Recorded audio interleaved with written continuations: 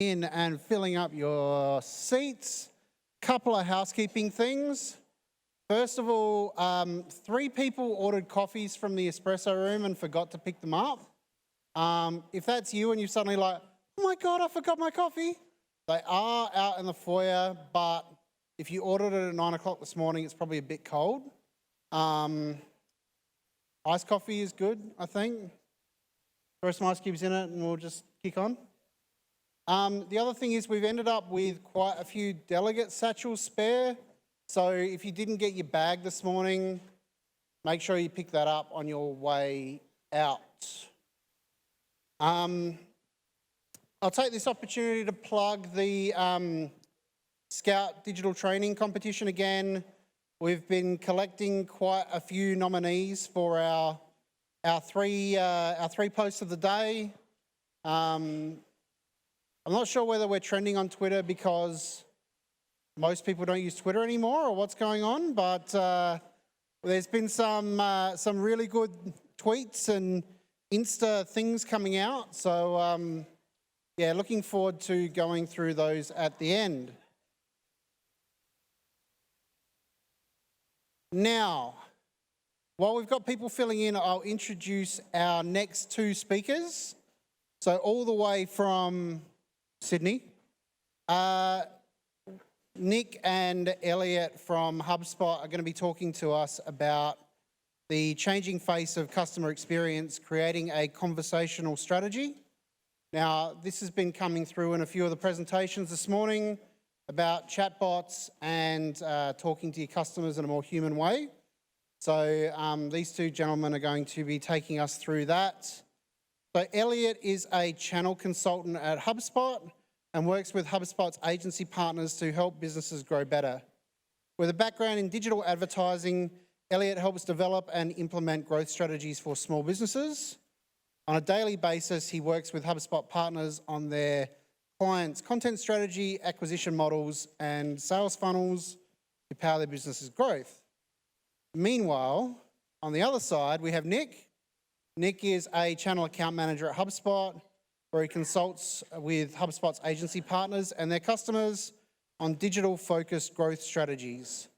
Hailing from the US, which is why he talks a bit funny, he built his career in sales and marketing within the startup tech space in San Fran before following his heart to Sydney. Did you write that? Yeah. This is what happens. Americans meet Australian girls, they fall in love, they get married, they move to Australia. It's good. If he's not answering his emails, you'll likely find him bobbing around in the surf or starting a new renovation project at home. So thanks for coming all the way to Adelaide, guys. Take it away. Thank you, Ryan. I didn't realize you were going to be reading that out. I thought that was just for the website copy, so I'm feeling very special now. Nice to see everybody. Thanks for coming out to our chat. I'm assuming everyone's feeling well fed. We're into the afternoon on Friday, so the weekend is coming quickly. As Ryan mentioned, we are going to be talking a little bit about chat today, messaging and your conversational strategy. One of the things that Elliot and myself are very lucky, or I guess how we're very lucky, is we get to talk to customers every day about how they think about these things. And one of the things that we've found is very common and probably an area for growth for a lot of businesses is how to incorporate chat or how to incorporate chat automation in your marketing strategy. You can jump right in. Yeah, all right, let's jump in. Let's go. So I'm going to leave you guys with some pointers towards the end, but before we get right into it, I think it's important to set the stage as to why chat is something you should be thinking about, why it is important. So I guess if you're not already comfortable, settle in. I know you're already settling in post-lunch lull, but we're going to have a bit of a chat, and I'm probably going to be a little bit honest with you guys, and we're going to have a bit of a real talk. I'll start here. We live in a world of contradictions. I don't know if you guys would fully agree with this, but I would say that there's a lot of contradictory things happening all around us. I'll give you a couple examples. It's never been easier to start a business. I think most of us would agree. Technology has made things cheaper. It's made things more accessible. If you have an idea and a credit card, you can start a website, get your social account up, get your email going. You might be drop shipping products across the world in a week, right? Likewise, with that ease, it's never been harder to succeed. That really unique idea that was yours might also or may not be all that unique, or even worse, that unique idea you had might get scooped up by somebody else, and they might do it a little bit faster than you or a little bit better than you.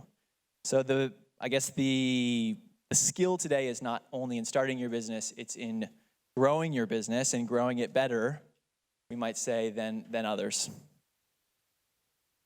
Contradictions. Expectations from consumers have never been higher.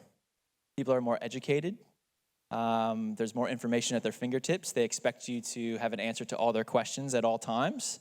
In fact, a recent poll that we ran, we found that 90% of consumers expect an immediate response to any customer support inquiry. Immediate. So while those expectations are sky high, trust, on the other hand, is at the bottom of the barrel. People are not trusting of us. They're skeptical, right? They're very skeptical. In fact, if you look at this, it says here that salespeople and marketers, only 3% of people actually trust us, which is a bit staggering. That's 2 points lower than your local barista, which apparently people don't trust the people that make their coffees. I don't know what that means, but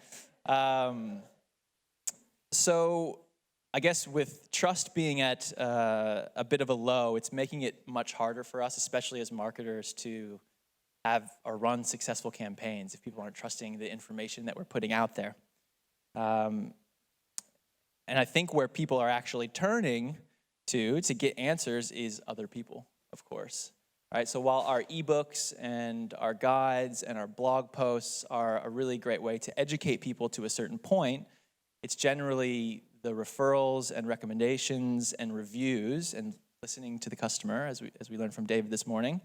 That's what's actually getting people over the line and buying. We say when I say we, businesses say, most of them say, we're customer obsessed, but I think in honesty, we're probably a little bit more self-obsessed, right? We talk about case studies on our website. Are they really about the customer? Are they more so just to, I guess, market ourselves? As businesses, we love to say that we're customer first, but really, we're probably customer eventually. We'll get to it when we can, right? So I guess you guys get the point. Things have become a little bit more immediate. People's expectations, or everything is a little bit more urgent, and people are obsessed with now, especially our customers. And I guess the biggest contradiction that we're probably contributing to is that businesses are falling behind, right? We're staying static, we're a bit slow in our response, and we're not that personal in the way that we respond.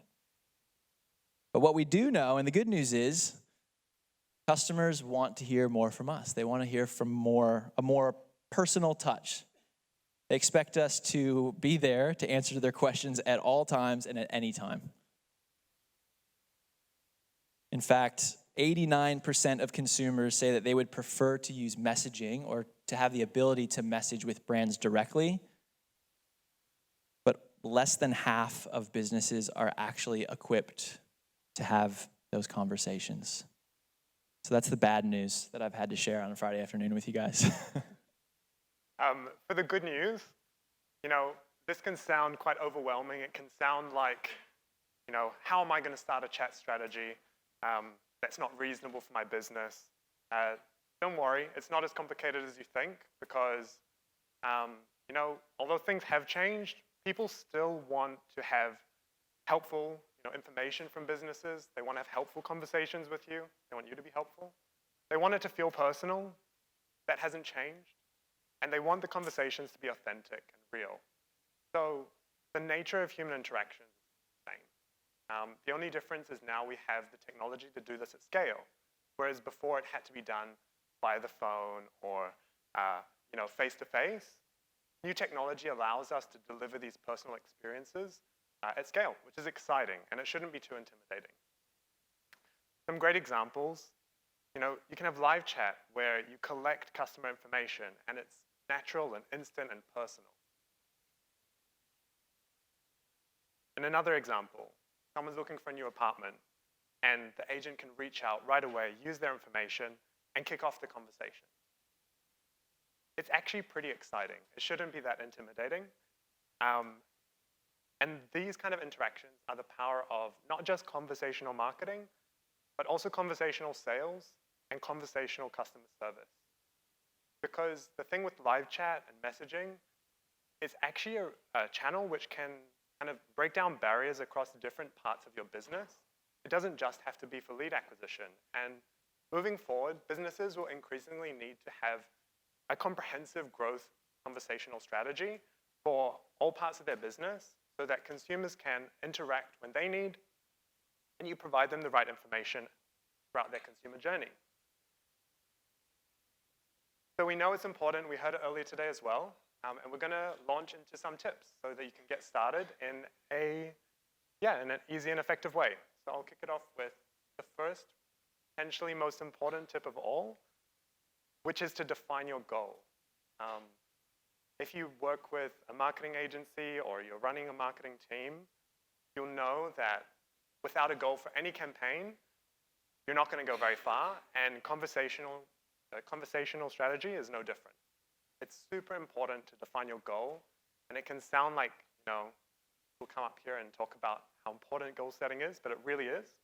Not just saying it for no reason. So I've seen examples where people try and launch a conversational strategy just by popping chat on every page of their website with no real clear goal. And it doesn't go very far, unfortunately, because consumers don't know what they should be asking. The people manning the chat don't have any clear kind of path or answers. So it's really important to start out with a goal. And at HubSpot, we kind of break down the consumer journey into 3 phases that we call attract, engage, and delight. So I'm going to talk through some different kinds of goals and examples of how businesses use chat to meet those goals for each stage. In the attract phase, this is about getting new leads or finding out more about the leads or people who are interested in your business. So some common goals here would be a certain number of leads being generated each month, or how much more information about these contacts can we collect? What information do we need so that we can then engage them? Hopefully they'll become customers. An example that Sephora used as an alternative to just sending out a form and asking people to fill it in, or just asking more questions on their website forms, they actually came up with quite an interesting kind of quiz so that people could interact with their chatbot, answer a few questions, and get personalized recommendations back. And the point here is that Sephora was adding value before they were extracting it. So when people are interacting with this chatbot, they're getting really helpful recommendations up front that meet their immediate need. And at the same time, Sephora is getting additional information that they can use to provide additional resources down the line, whether that's via email or another chat. And if they identify that a consumer is really looking for a product that that Sephora is selling, they can actually move them from the attract. They know that they're in the engage phase, and they can follow up. So this is a way that you can collect more information in a natural way that's helpful upfront. I think there's another example here.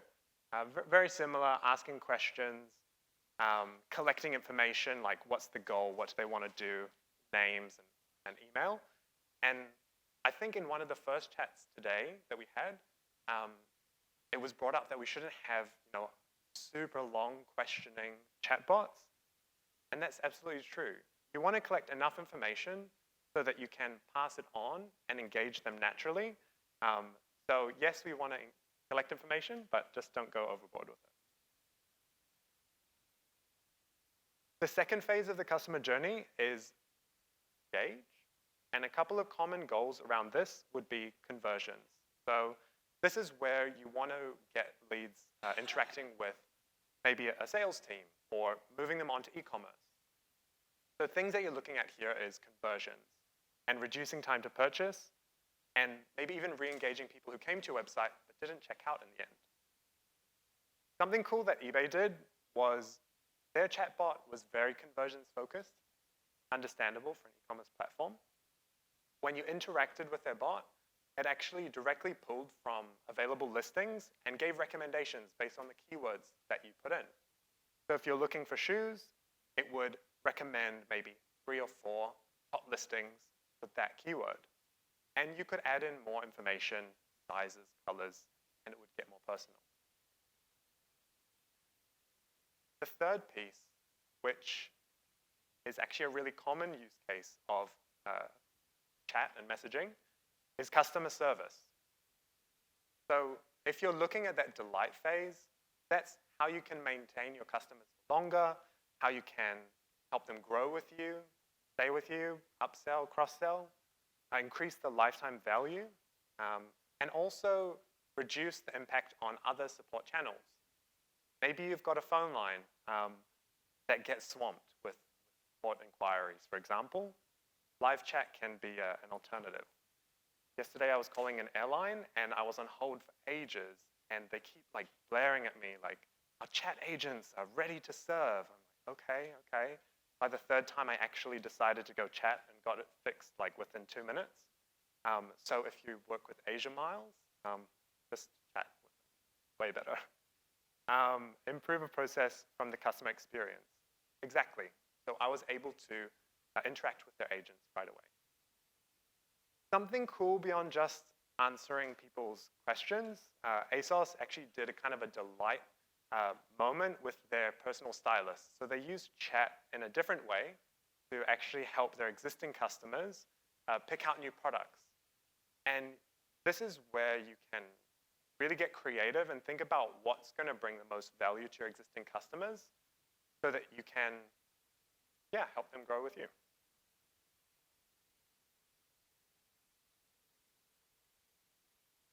Awesome. So I will dive into one of those specific goals in a little bit more detail, which is how you can use chat for conversion. So chat is actually a fantastic way to think about converting leads. If you guys are in a B2B space and you're thinking about how we can convert more leads on our website, chat's a great way to do it. How many, show of hands, how many people have one of these on their website? I hope all of you, at least one form on our website, right? Show hands again, how many of you have actively avoided filling this out or given false information on one of these forms on someone else's website? 100% of all of you have done it, don't lie. There's nothing wrong with forms, and I'm not saying you shouldn't have forms on your website. They are a gateway for conversion. But there's nothing really personal about asking someone this information. And I guess we can start, what I'm trying to frame is you can start to use chat and messaging as kind of a new age way, as an alternative or as a complement to the existing forms on your website. So I guess think about all the pages that you guys have that have a form on them today, and think about where chat or messaging might, work alongside that form. The best example I can give is we actually did this somewhat recently in the last 6 months. This is a product page on HubSpot's website for our email marketing tool, which is one tool of many tools that we offer in our kind of platform. And traditionally what we would do is we would have a pop-up form that would come up on one of these pages when someone had spent a certain amount of time. Like if they've been on the page for more than 30 seconds, a pop-up would come up and say, hey, if you want to talk to one of our sales reps about what email marketing can do for you, you can book in a time. We've actually done away with that, and you can see here on the bottom right, we've kind of added a nice little greeting to one of our representatives or to one of our chat bots, and we found that we have a much more successful conversation, or we're much more effective in not just conveying how or what our email marketing tool can do, but also how it fits into the greater kind of platform. And with that, we were actually able to create much more qualified leads. People were much more interested in our brand and our product because they sell more than just an email marketing tool, right? And so obviously, as you can see, that's become the second highest close rate of all conversion types on HubSpot's website, which is just after inbound calls. So when people actually find our phone number and give us a call directly, those are our number one converting ones. To Elliot's point, and I had a recent experience. I won't bore you with my NBN Telstra to Optus exchange, but 35 to 50% of sales go to the business that responds first, right? So by incorporating chat, it's a quicker way to get to the person who's considering your product or service, and you're just increasing your odds of closing that customer. So talking a little bit more about how you can use live chat as a customer support channel, we found that because chat was so popular on our website, a lot of those chat inquiries were actually customer support related. So we had sales reps ready to answer your questions about coming on board with HubSpot. And a lot of the people who were engaging, 10 to 15%, were actually asking existing customers, asking questions about our product. So it's very important that if you do engage with, or you do decide to use live chat on your website, be ready. Some people, some existing customers are likely to ask for help, and it's important that you have a strategy or an approach ready for the people manning the live chat so that they feel equipped to help people who are coming in with questions. Some simple things that you can do are having help documentation. A knowledge doc works really well with all of your support channels, and you can direct people to that for self-serve support. You can also, if you do have support agents on chat, have a system where you can reassign across to one of those agents to help.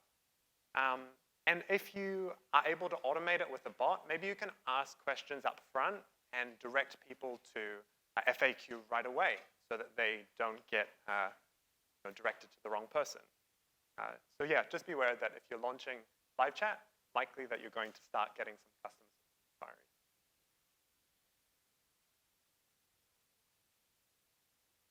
And it's important to think about if you are getting customer support inquiries or conversion inquiries, we want to make sure that we can actually support the demand. So we'll get into the demand bit in a little bit, but I think one really great way to manage demand on your website is to think about who is actually going to see the chat. So like Elliot mentioned, putting chat on every single page of your website is a disastrous plan. You're increasing the likelihood that you're going to let somebody down, essentially, if you're not there to man every single conversation. So we can kind of limit that pool by just making sure that only a small percentage or small groups of our database are actually able to interact with chat. So a couple examples here, and if we kind of go back to those goals that we discussed, perhaps the goal of the chat is just to take anonymous visitors and turn them into new contacts in our database. Well, then we should only make our chat available to people that we don't recognize, anonymous visitors, right? Perhaps we're trying to take existing maybe subscribers to our email list or existing leads in our database, and we want to maybe qualify them a little bit more and book in meetings with our sales team. Well, then we should only show chat to existing members of our database. The way we're doing this is with segmentation. Obviously, you want to think about a chat tool that fits tightly into where your database lives, whether it's your CRM or another tool. But this is essentially allowing us to kind of slice and dice your contacts in your database and making sure that chat is only available to those individuals. Again, a couple examples. On the second one there, like if you're looking to convert leads and get them over to your sales team, perhaps you might use like lead scoring. So if a contact's been to the website and they've, I guess, demonstrated some intent and some interest, we can kind of score those activities and kind of accumulate them. And we might only show chat to individuals that have over a certain score, or maybe only individuals that have looked at certain high intent pages, like our pricing page or our service page. To Elliot's point around service, if we can't answer service inquiries, like if our team isn't skilled or trained to do that, we should probably suppress existing customers because they're probably going to be asking a lot of questions around that are customer support related, and we want to make sure we don't get ourselves into any trouble there. In addition to segmenting by what you know about the customer, you can also segment by where you place the live chat widget on your website. It's okay to have it only available in certain places. We have different kinds of experiences, whether it's chat or bot, appear on different parts of our website so that we can get people the help that they need. If you were thinking about, a conversion-focused bot, having it on the pricing page or features page makes a lot of sense, on the product pages even. If you're looking to help existing customers, maybe it's your support bot, it's okay for that just to live on the knowledge base or the contact us page, for example. Yeah, it's something that most tools can do now is by targeting by the URL. So it's something you can do in HubSpot. Other tools have it as well. Highly recommend it. Tools. That's a good segue. What's the best tool for the task? I guess it is important to think that customers or consumers aren't looking at your brand in a silo. They're looking at your brand across a number of different channels. They're on your website, they're on your emails, they're on your social media pages. And so we want to think about where we can have, I guess, authentic conversations with them across all of those channels. And there are different tools out there that support that. So for live chat, when we think like one-to-one conversations that are manned by humans on the other end, obviously HubSpot offers a tool that does that. Most CRMs like Zoho have a chat product. Zendesk and other kind of service support tools, Intercom, all have really great one-to-one chat functionality built into their products. If we want to think about how we can automate some of those conversations, which we'll talk a little bit more about here in a minute in a further tip. But there's also some really great tools out there to automate those conversations. Drift is a good one. ManyChat, ChatFuel, all are able to not only take those kind of one-to-one manned conversations, but then you can start to kind of automate them and ask certain questions for a number of different reasons. This is an example of how we're using our own chatbots to essentially route people to different parts of our pages that we think they might be interested in, or kind of shortcuts to different parts and different information on our website. And then we talked, Simone actually mentioned Facebook Messenger is something that there's we're seeing a lot of growth within Australia specifically. So I think it's 8 billion messages are exchanged between individuals and brands each month on Facebook Messenger. So if you guys aren't on Facebook Messenger, something to take a look at. There's some really interesting and kind of cool things you can do. One that I didn't mention here actually that is also interesting, it's kind of a separate channel in itself, is Slack. Obviously a great tool for internal communication, but Slack is a chat product.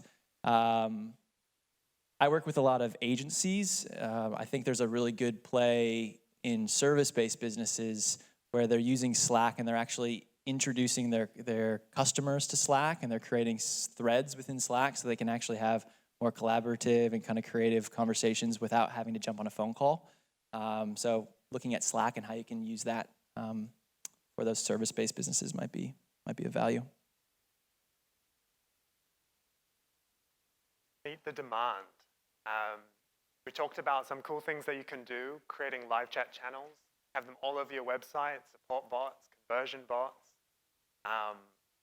But what happens if you don't have enough people to man the chat? What if you suddenly got 100,000 people trying to chat with you? It is a concern that gets raised. I work at HubSpot, so a lot of questions I get are around what happens if we get too many leads, or what happens if too many people chat with us.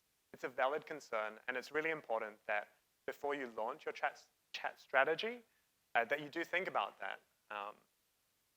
Because the only thing worse than not having live chat on your website is not responding to live chat. And it does happen. This is an example of a chat which just ended because there was no one available. And I've stayed in a hotel where they had this really cool live chat with the reception to ask for a toothbrush or something. And no one responded for like a day. By that time, I'd already gone to reception, got a toothbrush, and gone back to my room. A day later, hi, do you need a toothbrush? So it's really important that you meet the demand. One of our founders says the key is to remember that conversational marketing should be designed around the needs of the customer, not the needs of the business.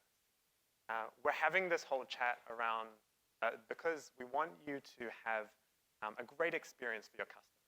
We want them to have a great experience with your business. And not meeting the demand can really ruin that. So some things that you can think about is starting small.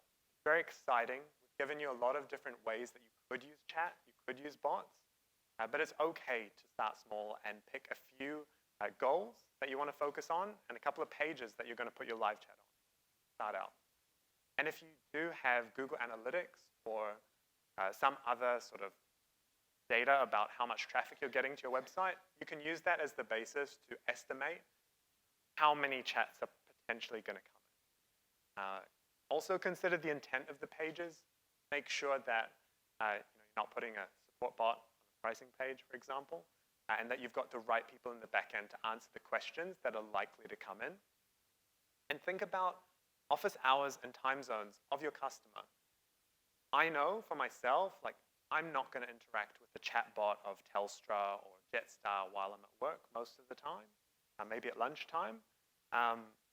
So if you're in that kind of business where you are expecting to get inquiries outside of your customers' working hours, maybe it means having some people come in an hour early or some people leave an hour late so you can catch that window outside their working hours. And consider campaigns that may increase traffic and live chat for a certain period of time. If you've got ads running and there's live chat on that page, maybe looping in a couple of your colleagues to man the live chat, or having a different strategy in place, maybe using a bot that's going to kind of help you out a bit there. And the last point is, before you suddenly launch it, have a conversation with your team and put together some training so that they feel well-equipped to handle the chat. We had an unfortunate situation where we launched live chat. It was great, getting a ton of inquiries, but to increase our capacity, we actually outsourced some of that to temp staff who didn't have the same training as our internal staff, and we saw a dramatic decrease in the number of deals which were created off the back of live chat. So 31% drop in opportunities created is huge for our business. And it's great, we could test it. I think, like the guys earlier were talking about how there's no big mistakes, it's about learning from it. And we've increased training and made sure that we're only scaling up the capacity. So train your staff thoroughly, use past chat transcripts, use past emails to find frequently asked questions, create some snippets, some canned responses that they can use, and also have some processes in place for them to approach uncommon questions. Provide access to your team to help documentation. It's really important that they can find the answers to questions, and also have a discussion, a workshop, and teach them how to use external resources, because you might be familiar with it, but not everyone on your team might be. And make sure that your team is aligned on their objective. Why are they responding to live chat? What's the goal that they're working towards? So they know when things are falling outside of their scope, they can help you reach your goals.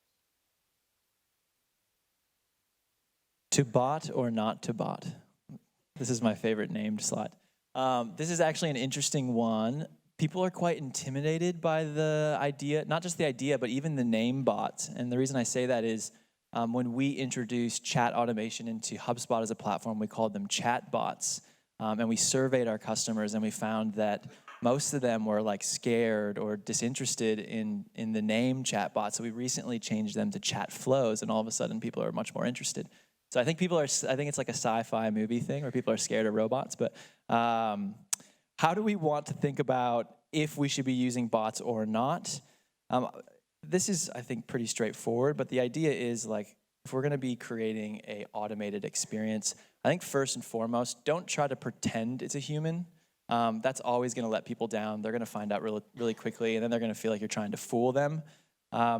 Make sure it's helpful. And, it has to have a utility. Don't add, 50, 60, 70 different kind of branches to how this conversation might go, or don't give it too many variables, too many opportunities for it to kind of let somebody down. Don't recreate a form and just make your bot ask the exact same questions as a form. Give it some personality, allow it to kind of speak the same personality that your brand has. and make sure it has an authentic voice. Does the bot actually serve a specific purpose, or is it at least streamlining an existing process? Here's a couple common examples that we would use for how it can do, I guess, either of those. One common example is one that we've already used today where we talked about directing users to different information on the website. So if we have a bot that is built to help support our existing customers, we should make sure that it can send them to knowledge-based articles or FAQ pages that are based on the keywords that they're typing in the bot. Right? So we're essentially routing them to the information that will be most helpful for them. If we know that our sales team is limited and they only have so much capacity, you might think about using a couple simple questions to better qualify someone via chatbot before you actually route them to a salesperson. Or even rather than routing them to a salesperson, you might ask them what the status or their interest is or what they're trying to solve, and we might send it to a different team, so whether it's sales or support. So you can ask a couple simple questions up front as a way of kind of screening before determining how you want to service that chatter. Also, I know Simone mentioned this one as well. Keep it simple. Don't introduce too many variables. Don't give someone the opportunity, like at checkout, to like complicate the process. This was an example I found. If you're about to purchase this jacket and you decide to chat, it's then going to ask you like 12 questions to figure out, I guess, maybe what size it is. I'm not really sure. All this information they're going to get in checkout anyways. There's too many steps here, so don't use this. Make sure it's very simple, as I guess the gist of it. And build it into your current systems. If you've got a CRM, which I highly recommend, get your new tools to work with your existing tools. I think it's a common example where people like to try out something new, especially on a new platform, but that creates a siloed inbox where you have to manage that in addition to your existing channels. The ideal situation would be using a tool, a chat platform, which integrates with your existing CRM. So if someone is chatting with a support rep or a sales rep, on your pricing page, it could automatically create a deal in your CRM. Or if they're chatting with a support rep, it automatically creates a ticket in your ticketing system like Zendesk or HubSpot. Segment based on lifecycle stages. If you've got this information internally, you can use that to provide a more personalized experience based on your existing data. And you can only do that if it's integrated with your existing system. Some retail customers would want to notify people if their wish list items are back in stock or if there's a promotion on them. And providing personalized experience with their contact details, using things like their name, providing information which is relevant to their location if you've got their address, and make product recommendations based on previous purchases. If you are selling something, it's great if you can kind of follow up from the next step in their natural buyer's journey. Maybe they've bought a bike and you want to sell them some equipment to go along with that. Tip number 10 is try Facebook Messenger if you haven't already. I think we and some of the other speakers today have touched on its importance. I think this is kind of the channel where a lot of consumers are expecting or hoping to chat with you. It can actually do some really powerful things. I have a couple kind of fun examples of how we recently used Facebook Messenger to engage with event attendees to an event we ran in Singapore. We actually used like geolocation to understand when visitors checked in and when they arrived at our event, and we kind of greeted them with a little bit of information and thanking them for coming out. We were sending them information around ways that they can speak to one of our team members or learn a little bit more about HubSpot throughout the day. We provided slide decks and information from the event throughout the day as well, so people can kind of engage with some of the content that they were watching and during the presentations. And then obviously when they were leaving, we asked them about their experience. We thanked them for coming and asked that they give us some feedback. So this was all done just via Facebook Messenger. And we got some really great results and a lot of great information for our upcoming events. So if If you're not already using Facebook Messenger, give it a shot. So those are the 10 tips. Obviously, we can take more questions, but as a bit of a recap, and probably the most important takeaways, if you take anything away from the session, is make sure it's goal-oriented, right? Everything should be built backwards from a specific goal. You're trying to solve for a specific friction point or a bottleneck in how you guys are managing conversions or how you're managing lead generation or your customer support process. Always start with that goal and work backwards. Meet the demand. Don't open up chat across all website pages. That's definitely something you should take away. Make sure you have the team. If you're outsourcing it, make sure they're skilled up. If you don't have that capability, look into bots, but make sure that you're able to meet the demand and you're not leaving people hanging with no one there to chat with them. And then obviously pick the best tool for the job. Think about the channels that you're engaging mostly with your customers, with your prospects, and make sure that you have something that's built in, can speak to your existing databases, whether it's your CRM or other tools. Do your due diligence there, and you guys should be pretty sweet for your conversational strategy. That's it.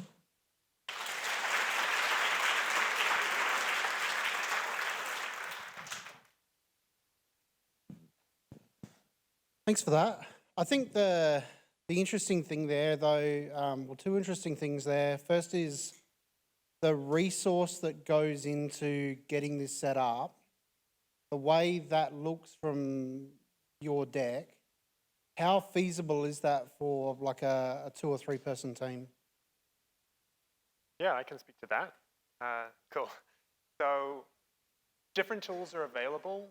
They vary in complexity. I know like Jetstar uses a super complicated tool, which has AI behind it and everything. That could take a big amount of effort to set up. But there are other tools like Drift, like HubSpot, like Chatflows, which realistically can be set up in like less than a week, including planning, technical setup, testing. It's very feasible. And what about the budget side for small organisations? Are the platforms affordable? Ours is free. I think Ryan's fishing for that. Our CRM and chat automation comes as a part of our free CRM. But yeah, I think like starting simple. Don't try and not trying to put it everywhere. Introducing chat to one page, maybe your pricing page, and seeing how you go is a great place to start. Try it for free. If you determine that it's something that can be wildly successful, probably do your due diligence. Think about ways that you can grow that channel, and then maybe look at ways that you can use more paid tools to fit the scope. Thanks. Yeah, one example I really like there, where you're talking about specific pages, is if anyone's seen the Drift site and played with the Drift bots. Sorry guys, I know they're like your arch nemesis and everything, but if you visit the site for a second or third time and you go to the pricing page, it actually says to you, hey, so we see you've come back and you're on the pricing page, so we know this is getting really serious. And then they offer, so similar to what Nick was talking about before with lead scoring, they know that you're a higher priority at that point for them. They can smell a deal so that they want to try and close that straight away. I'm just going to share a little anecdote, if that's okay. So we work with a lot of different businesses, and we're a Gold HubSpot partner and a Drift partner, so we use both platforms. But we had a couple of customers in the last couple of weeks, both business-to-business clients, and both of them wanted to try conversational strategy. The first one thought, look, we really want to see how feasible this is before we go down the rabbit hole. So what they wanted to do was just put the live chat on the site, put it on several key pages, and see what kind of responses they got. The other one, 2 weeks later, haven't made a decision. The interesting thing about that, though, is the business that just gave it a go had their one person within the organisation who was prepped to answer the inquiries that came through. They knew that they were going to come through, didn't know how many, weren't real sure, but were prepped so that they could make sure they stayed on top of it. Now, this was a business where they do reasonably large deals, so a client to them could be worth a couple of $100,000. So they closed $500,000 worth of work in 2 days based on 5 chats through the chatbot. Whereas the other business still hasn't even given it a go and is still trying to discuss whether it's worth trying or not. And I think the big takeaway for me with everything conversational is obviously the HubSpot guys are here. They'd really like you to use their tool, but there are so many free tools out there that you can use. Facebook Messenger keeps coming up. That's a really simple tool that you can add to your website and enable free live chat on that. HubSpot have obviously got a free option, plus they do paid upgrades. Drift have a free option, doesn't have any bots, which is kind of a shame. So we would typically put a client who needs bots onto HubSpot's free option because, well, it's free and you get bots, and with Drift you don't. But there's a lot of different options that you can do there. We use Drift bots on our site, and the pain point we're trying to solve there is anyone, show of hands, because no one will put their hand up unless they are just trying to mess with me. Who really loves phone tag, Jane? Who really loves phone tag? Anyone? Nah? Good, yeah. So if we can drive a response through our Drift bot to either leave a message that we can respond back to or book a call, and so you can jump on there and you can actually pick time in a team member's calendar and get straight into a call. That just eliminates that pain point of having to sort of dial and dial back and call back and do those kind of things. I'll open the floor for other questions anyone might have or any experiences you've had with your chat. Lena, one up there. Right there. Quick. Oh, Andrew. I don't even see Andrew there. He snuck in. Hey, I was just wondering, we have quite a large database of past customers. I'm in an industry where our customers only come back every 7 to 11 years sometimes. So we need to keep in contact with them a lot. But are you explaining to me, because I'm not too familiar, if you have a database, our client management system, can that be connected to a chat bot or a live chat? And if they put in, who am I speaking to and their name, would that pick that up from our database and then personalise? Like it'll be like, welcome back, hello, how's that? Can there be any connection there? I mean, there's probably a conversation to be had around what you're using for your customer management system today. But to answer your question shortly, yes. Like what we would typically do is look at how you can sync, say, your customer management system with your chat system so that the properties on any contact record you have, like whether they're a customer or a lead or when was their last purchase, what date, all of that lives on that record, I'm assuming. We would want to sync all that information over to your chat tool. And then you can use things like personalization tokens so that when you're designing the way that chat automation might look like, you're using things like hi, insert first name. We know that your last purchase was insert date. And we're actually, because we're syncing with all the data that lives in your existing customer system, you can pull that kind of like a little bit more of a personalized conversation. That's also, like I talked a little bit about segmentation. You want to make sure that when someone's on your existing website, if you're using like cookie tracking on your website, you can usually kind of determine, is this person looking at my page someone who's purchased from us before, or is this someone that I've never seen before? And so if you have the power to do that, you can do some really interesting things around who you display chat to as well. Most chat tools would allow you to do that. So you're saying like your product could look at our client management system and integrate the two? I'm not going to say we 100% can integrate because I don't know what the system is, but yes, we can look at how your existing system could integrate directly with HubSpot. Okay. So that we would essentially like mirror all of the information on a customer record you have back to HubSpot, which is actually powering that kind of conversation you're having. Okay, thank you. Yep. I think this person has a question. Cool. It's kind of the same, double down on that. If, say, for example, I ran a car yard and we had a website and someone 10 years ago had bought a car off of a certain salesperson, if you had a live chat system that said, hey, does, John Smith still work for you because you'd want to deal with him? Is that something a chat box could pick up on? And could it then direct to, John Smith's email or mobile number? Yeah, absolutely. So if you had, let's say, on the record of sale in your existing system that John Smith was the sales rep that closed the deal, you might kind of ask the person, do you remember the name of the person that sold you your car? And they say, oh yeah, it was John Smith. You would be able, as long as those properties live somewhere, we could sync them over, and then you can use automation to essentially maybe route directly to John Smith's calendar so they can book in a follow-up conversation with John himself and get an upgrade, right? It really just depends on does the data exist in a system somewhere? And then really how clean or organized is that data, which is probably a whole other conversation. But if it's something that happened 15 years ago, you want to make sure that the information from 15 years ago is still relevant today. You just want to be, the reason I mentioned that, you want to be careful that it is clean data, because if you use it to power that conversation and then it gives the customer a really bad experience, it's probably due to the fact that the information wasn't updated properly. So it just depends on how adventurous you want to be with your chat strategy, I guess. Yep.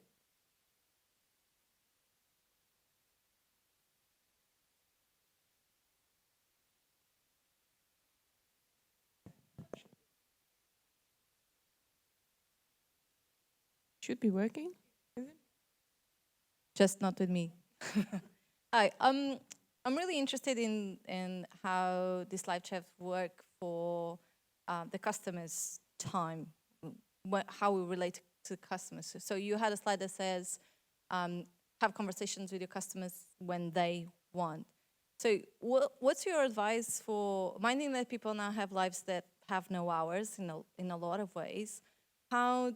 What's your advice for teams to manage chats out of a normal working time hour? I can speak to that a bit. So depending on your organization, for HubSpot, we have offices in different time zones, so we are able to operate 24 hours based on our workforce. For other businesses, maybe you can extend it a little bit, but it really depends on your own capacity. And beyond that, you can use things like automation. So out-of-hours chatbots can be really helpful, so that maybe someone's not available to do live chat, but they might be able to say, hey, let's book in a call for first thing tomorrow morning, and you'll get a call back.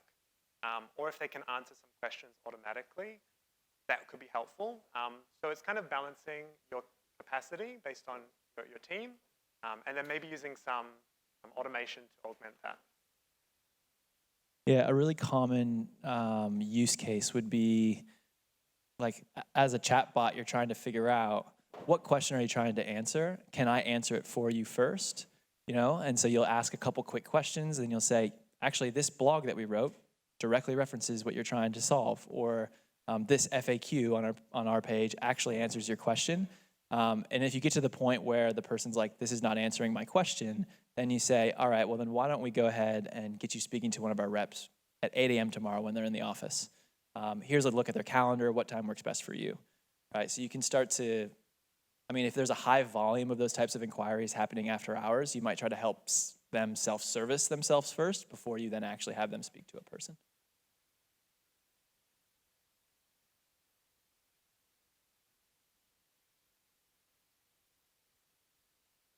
We use a lot of workflows on our website.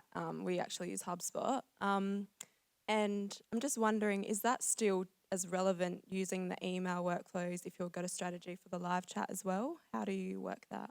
Yeah, they work really well together. So some of our customers will trigger workflows off the back of a live chat. So if you've set up someone's asking a support inquiry, you could trigger a workflow which sends them a personal follow-up confirming whatever's happened, or if it's speaking with a sales rep, a personal email from the sales rep could be sent to them. So chat can be a trigger for workflows.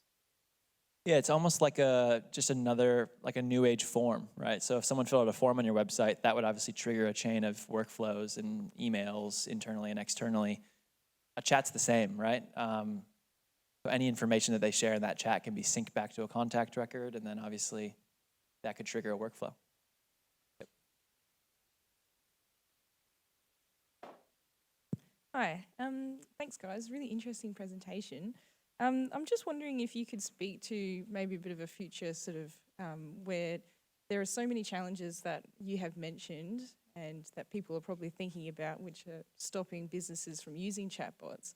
If you don't mind just speaking to some of those issues that are coming up that you notice and what is HubSpot trying to do to overcome these challenges?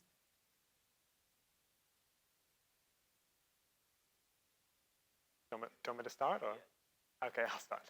I think the biggest challenge that I've seen is having the time to put a real strategy in place and having the capacity to deal with live chat. Not all businesses have massive support or sales teams to actually man phone or email and then live chat. So I think the capacity to deal with it is going to be an ongoing challenge because it can be very expensive to hire talent and to train them. So those are two things that I see and I think will be an ongoing issue. I would second those ones. No, I mean, there's probably, I mean, as the technology grows and as like some of the more advanced chat systems out there that are using AI and collecting information, there's probably something to be said about like privacy and data concerns and things of that nature. But I can't speak to the future of chat in too much more detail than that, I guess. Probably not the answer you're looking for. I've got one. I'll jump in here because we actually do this day to day, whereas these guys just sell stuff. Biggest challenge we're starting to see is the number of different chat platforms and how fragmented the marketplace is, but also then how that adapts to follow up the person when they leave the site. For example, a lot of these systems, if they're not built to route somebody into a call or some kind of comment, they're just designed to, hey, everyone's unavailable at the moment, we'll grab your name and we'll grab your email and we'll send you an email afterwards. But half the reason that people are starting to use the chat is because they don't want to send an email. So what we're starting to see is some of these tools integrating with Facebook Messenger so that your Facebook messages come into your central chat platform. Your Instagram messages come into the central chat platform. Your CRM data is fed in there so that we know whether they've been responded to or not.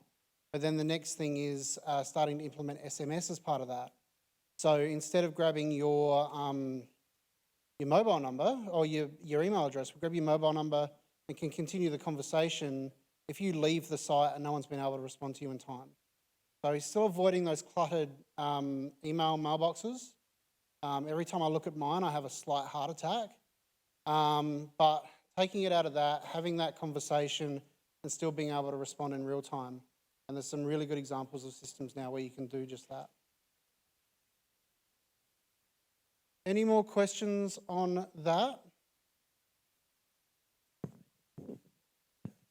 I had to make one shameless plug here. I have one more hidden slide that Elliot didn't know about. We are hosting an event ourselves. I don't know if any of you guys plan to be in Sydney in the first week of August. But we're going to be continuing this conversation. We'll be talking about chat. We'll be talking about your marketing strategy, your customer or your sales strategy, your customer support strategies in a little bit more detail, a lot of practical examples. Not really HubSpot tools related, more kind of strategy specific, but if you want to learn a little bit more about it or are interested in tickets, come have a chat with myself or Elliot and we can help you out.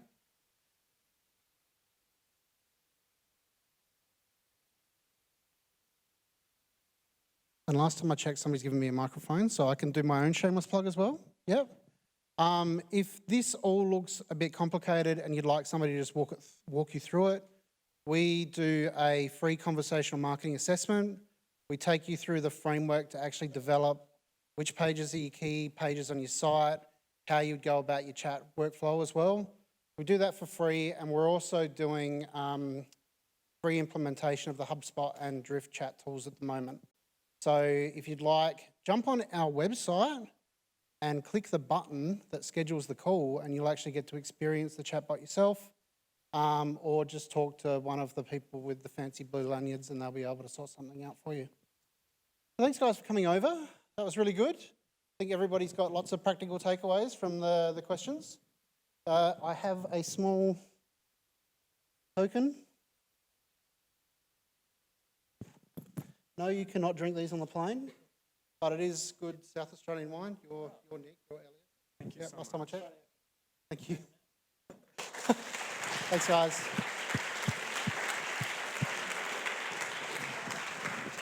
My favourite thing there is you left without the computer, so thanks for donating that back to us. Yeah, good. So excited by wine, so easily bought off. Thank you.